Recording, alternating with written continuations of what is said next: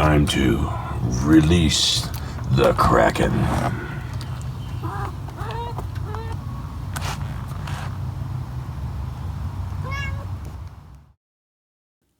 Live from Dark Pine Studios is recorded without edits or overdubs. This episode features Alamance County's own Chuck Sirko. We hope you enjoy. If you do, give us a like and a subscribe. All right, so today we have with us Mr. Chuck Sirko. All right, Chuck. This has already gone south. Yeah, it's already gone bad. All right, so tell me a little bit about yourself, young man. Let's see. Like where you from and all that kind of good stuff. Well, I was conceived. Let's not go back that far. Okay. Originally, Yeah. I'm from Western Pennsylvania, Okay. a little town called Aliquippa. Aliquippa is the Mecca Center for a lot of professional athletes, of which I had these aspirations and dreams of becoming. Unfortunately, my body had different ideas. I was an athlete pretty much all my life and dabbled in music because I didn't have much time for it because I had to be an athlete. And being an athlete, I went from football in the summer and fall to basketball in the winter to spring and then baseball. And then I started the whole cycle over. And I did that since I was 6 until I was about 22, which is a long time. Yep. It's a couple of weeks. My senior year in college, I blew my knee out in a collegiate football game, and that's when everything changed. I wasn't able to be that athlete anymore. There were aspirations of going out of college into the next level, of which there was some interest. But after the injury, that pretty much was over. So what did I do? I had a cast from my hip to my ankle on my right leg. And for almost 3 months, I did nothing but play guitar. Because that's all I could do. Couldn't walk, because you couldn't chase any couldn't girls. Drive. Yeah, that too. Those days were over. So, so it was pretty much a done deal. And I found that I really enjoyed playing guitar. Now, the people listening to me might not have enjoyed it as much, but Still I don't, enjoyed but, it. you know, hey, There you know. go. But that's still the situation. It just became a passion. And from passion to obsession, I obsess on it. And I'm sure you have this situation when you're sitting and it's perfectly quiet. You start having this music going off in your head, and you start going, and then it doesn't leave your head; it stays in there. You get these little earworms. Oh God, they will never ever get out. I'm thinking of trying to drill, just to try and get some of the earworms out. But in any case, that's where that started. So I lived in Western Pennsylvania for approximately 25 years, at which time I decided it was time to leave Western Pennsylvania. And I'm not going to ask why. But. Well, let's just say I made a family decision. Okay. And moved on. And subsequently, I was fortunate enough to meet my queen, at which I moved in with her and have been happy ever since. Now, she might debate that, but I've been happy ever since. We've talked. I know you have. More than you think. Well, I know where we're going with this, but go ahead. Yeah. Well, we've known each other ever since you got into Graham. It's an interesting story about how we actually met. Yeah. So you care to elaborate? Sure. I'd be more than happy to. Well, I knew no one here. Absolutely zero people. And, you went to the bank and we had to create a bank or checking account, and went in and was talking, and he goes, "Oh, so what do you do?" And I looked at her and I said, "Well, right now I'm doing nothing, but I'm a musician." Still doing it too. Yeah, well, and quite well too. So we started talking, and I said, "I'm a musician." She said, "Oh, really?" She says, "I got someone you need to meet." And I went, who's that? She goes, Max Deering. And I went, who the hell is Max Deering? And they said, That's no, what you everybody keeps really asking need to. themselves. Here's his phone number. Give him a call. Okay. And again, I know 0 people. All right. So I get on the phone, you know. He goes, hello. I went, hi, is this Max? Yeah. Okay. Hi, my name's Chuck. So? Okay. Just being the typical Max Deering that everybody knows and loves. Yeah. Well, we carried the conversation on for a little bit, and he says, well, why don't you come on down? Come on down to the studio. Studio? Studio? You got a studio? Yeah, come on down. I'm like, okay, I got to see this. So I drove down. It was pretty much almost the same day. I think it was the next day. Yeah. It was not that day. It was the next day. Yeah. Pulled in, came in here, introduced myself to Max. We started talking. And Max officially became the very first person I met in Graham, North Carolina. So we talked. And it's been uphill ever since. And yes, it has. It's been one hell of a battle, let me tell you. So we started chatting, talking, blah, blah, blah, music, da-da-da. Max is a drummer. I'm a guitar player and singer. Hey, you know what? Maybe we should get together and try and do something every once in a while. You know, you get the studio. We can check it out. He goes, hey, no problem. So I think one of your people here, it was Nathan, right? Yeah, Nathan, Nathan was Arizona. He was kind of working. He goes, hey, you guys should go to jam night over at, what the heck was it? Front Street. Public House. Or Public House, I'm sorry, off Front Street, right? Yeah. Okay. And they do it on a Thursday or whatever the hell it was. And we looked at each other and said, yeah, but it's a jam. You know, we get there. He goes, Max says, I know somebody. Max, who do you know? I know somebody, and he plays bass. Oh, hell, that would be great. All right, so I'm going to give him a call. Hey, what you doing? Hey, I met this guy. He plays guitar and he sings. You know, how about we get together and the gentleman said, yeah, I'll meet you there. Okay. So we get there. And, you know, we bring our equipment here, whatever it is, and we're looking around at it, and this guy comes in looking like a mountain man from Jeremiah Johnson, you know, coming in, big beard, long hair. Hi, I'm Al. Hey, Al. I met the second person out of Graham, Al Hulick. And we decided that we were going to try and do a jam. All right. So we looked at each other, and being 3 old geezers, we decided, well, let's play some music that we know. And I think you were only supposed to do 3 songs. Yeah. So we ended up playing 3 songs. And we're debating on this. What the 3 were. We think we know what the 3 were. Al Hulick, if you're ever going to chime in, this is the time to do it, because your memory's probably better than all of ours. But I know one was Jumpin' Jack Flash. One was Rockin' in a Free World. Yeah. And then what was the third one? Bang a Gong. Bang a Gong, maybe, hopefully. I think it could be. I think it was. And we'll go with it. So whatever, you know. The historians have nothing against us. And we did it. Yeah. So we did 3 songs. The place went crazy. And they said, do another one. So we did another one. We did. And I can't tell you what the heck it was, but we did another one. And then they said, do another one. Was it Dead or Alive? Might have been. Could have been. Could have been. I don't know. We don't know. I can't remember. It could have been, you know, Inagata Davida for all we know. No, it was not Inagata Davida. Okay. I know that. But it was close. So we did that, and they said, do another one. So we did another one. And they said, do another one. And we did like 6 songs. Yeah. And hey, I actually got it right. 6 songs. Yeah. Yeah, there we go. And you didn't have to take off your shoes. Well, if I did, that'd get me to 8.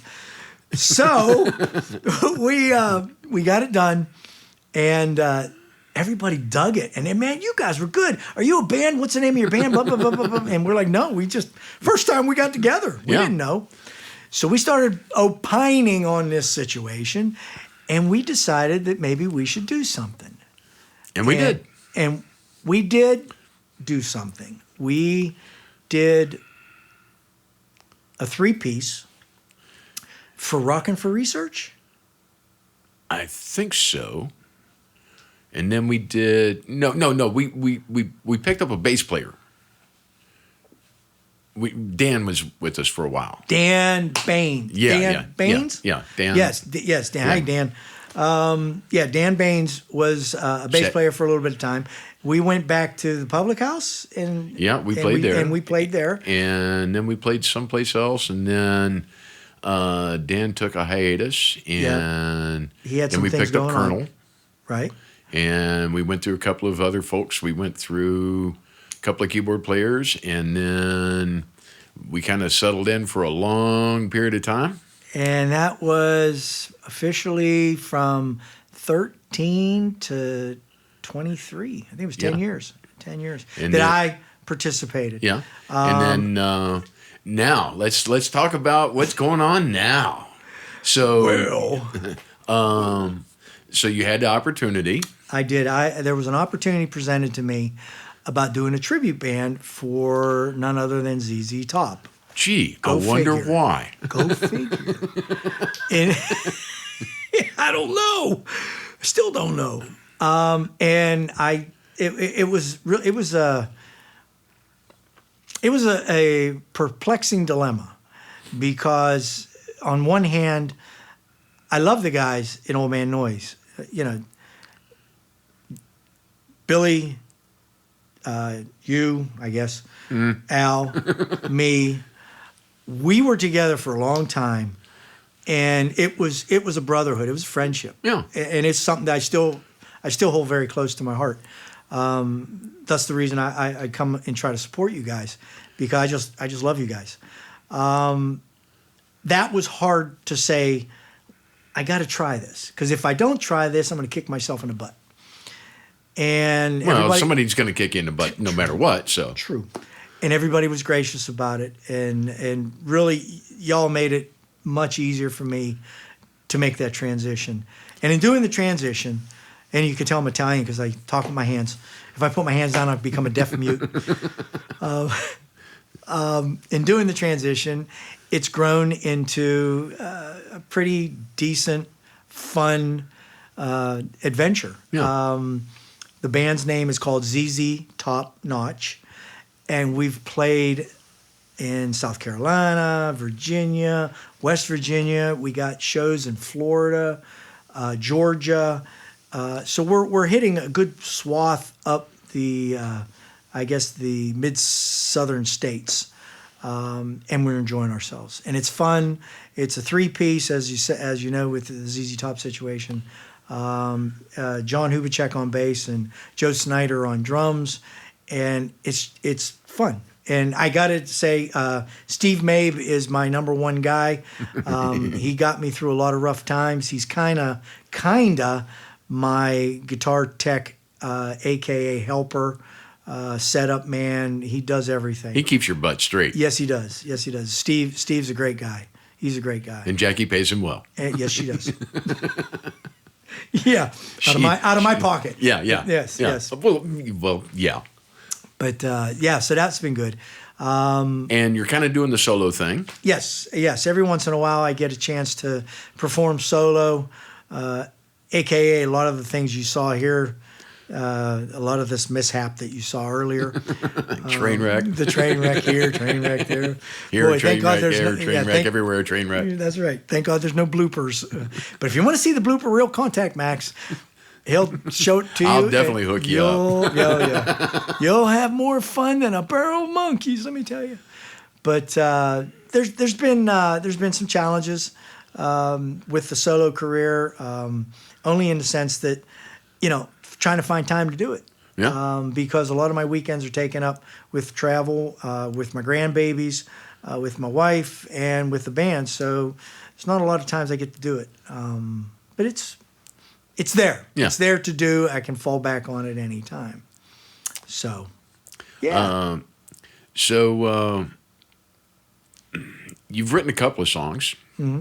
Yeah, you did a couple of those today. Mm-hmm. Where'd the inspiration for those come from? Well, the I Can't Go On Without You.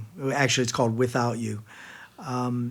That came at a dark time for me when I was in that transition period, and my family, let's just say we no longer speak. And I have two sons.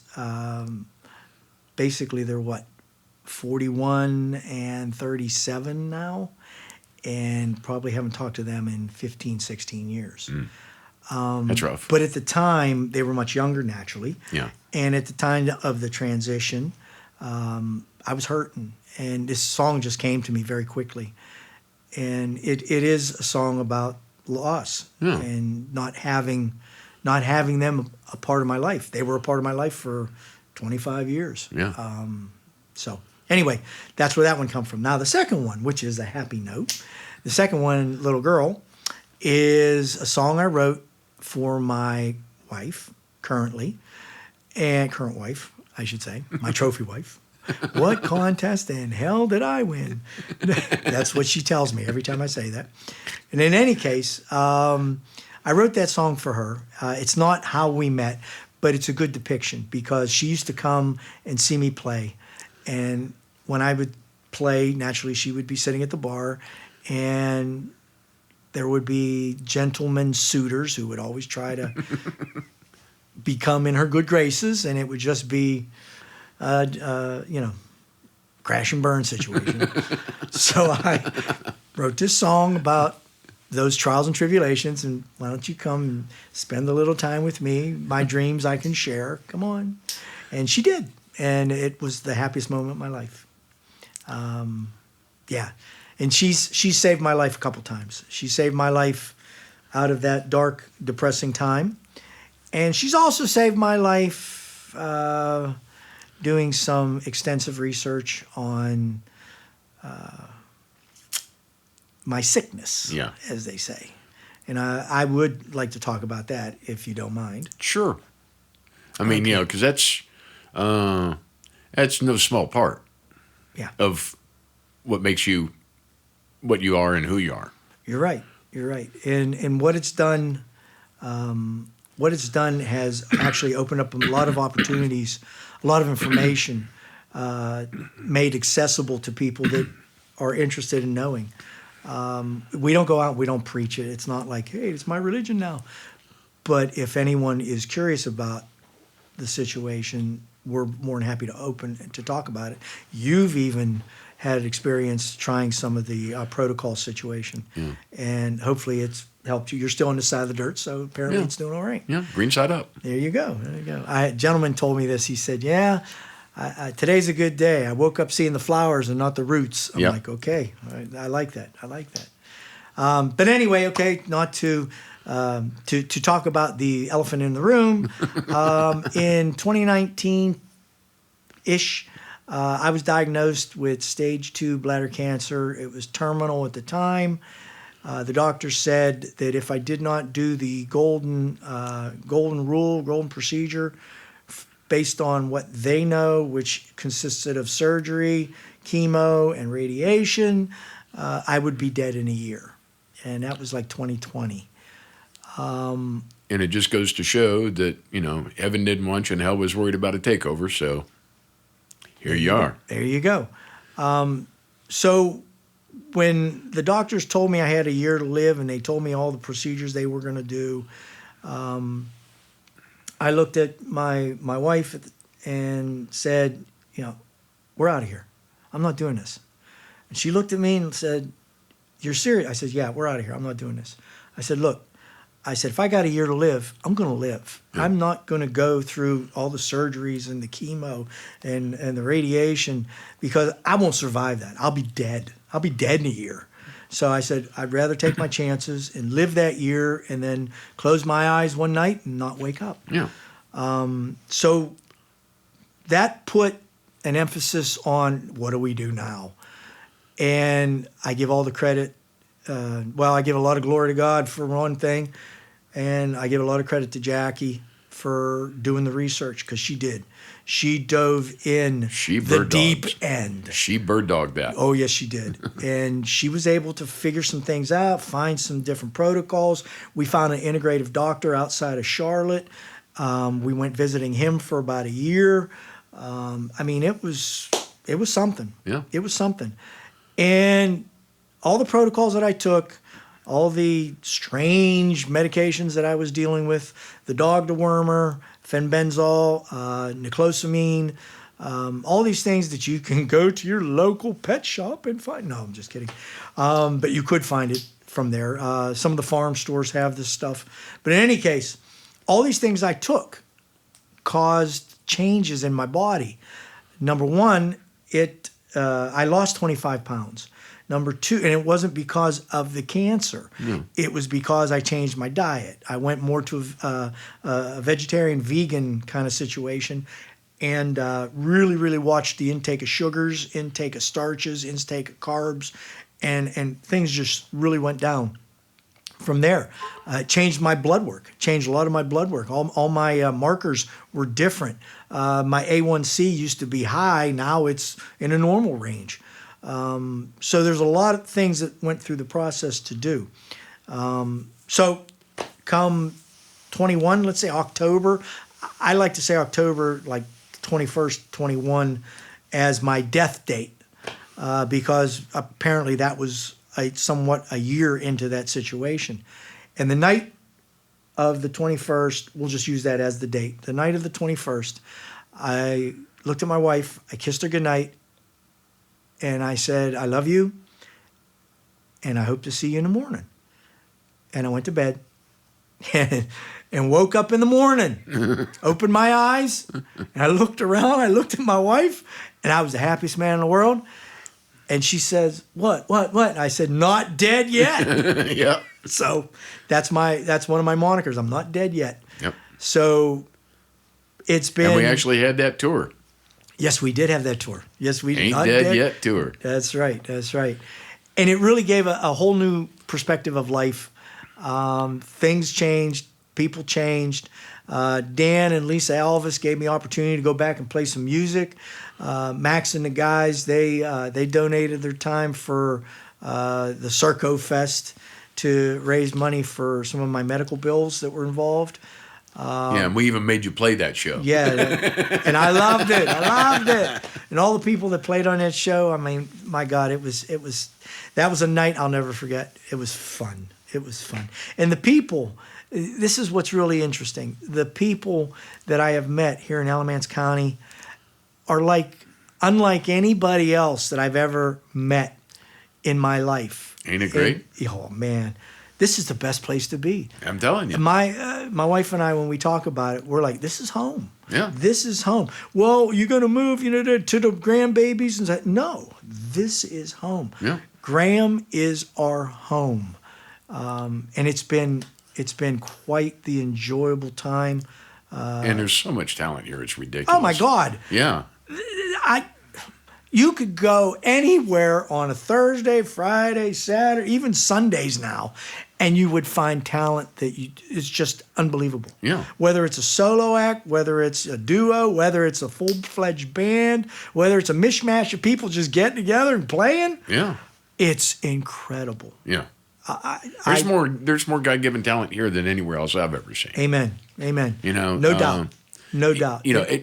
Nobody believes you until you experience it, but I'm telling you, it's just amazing. Oh, yeah. I mean, and it's not just old geezers like us. It's young guys. And it's not just guys. I mean, there's great women talent here. There's so many people. And I mean, even the little kids. I mean, I'm seeing, 8, 10, 12-year-olds now, and it's just like,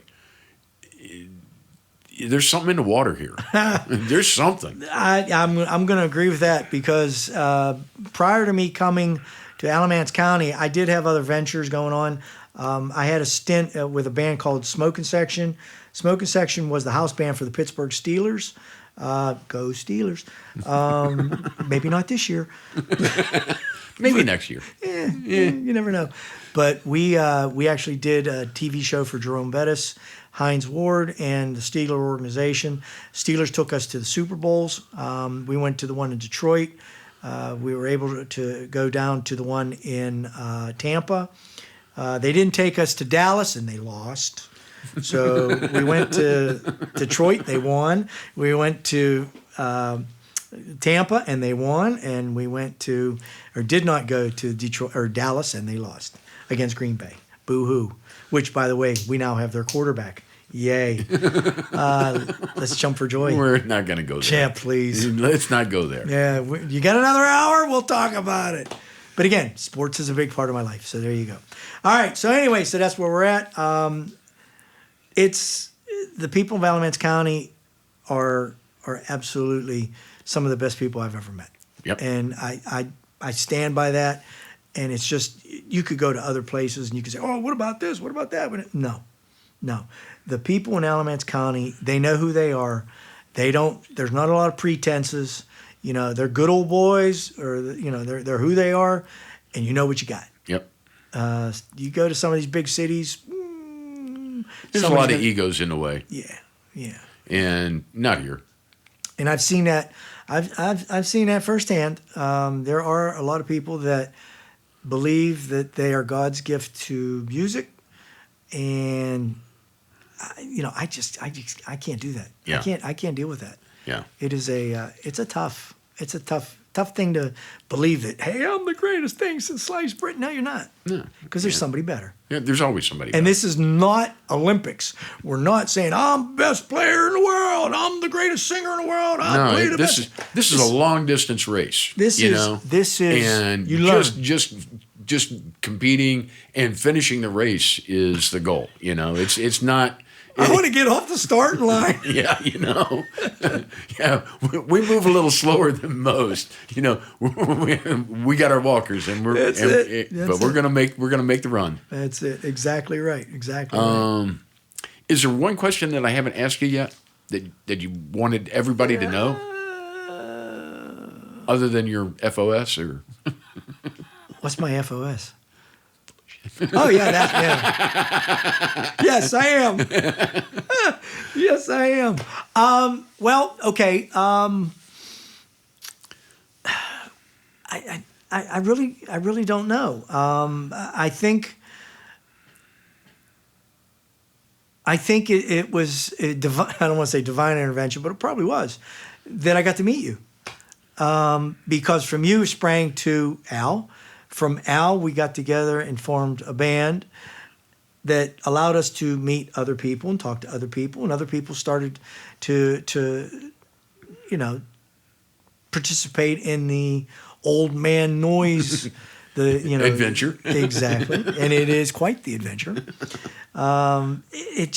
It has blossomed into relationships that I value, relationships that I will never see end. At least I hope never see end.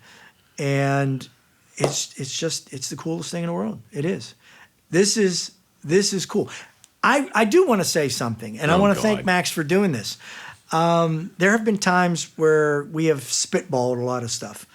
And one of the famous spitballs that came out was Max has all this wonderful equipment that he needs to do something with it.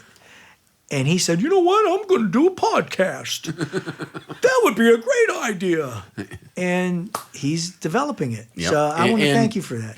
I got to thank, I got to thank or blame Jack for that as well. Yeah, well, because, that's true too. Yeah, she cattle prodded me into this. Because she bird dogs you too. Yeah, she bird dogged me about this. So that's right.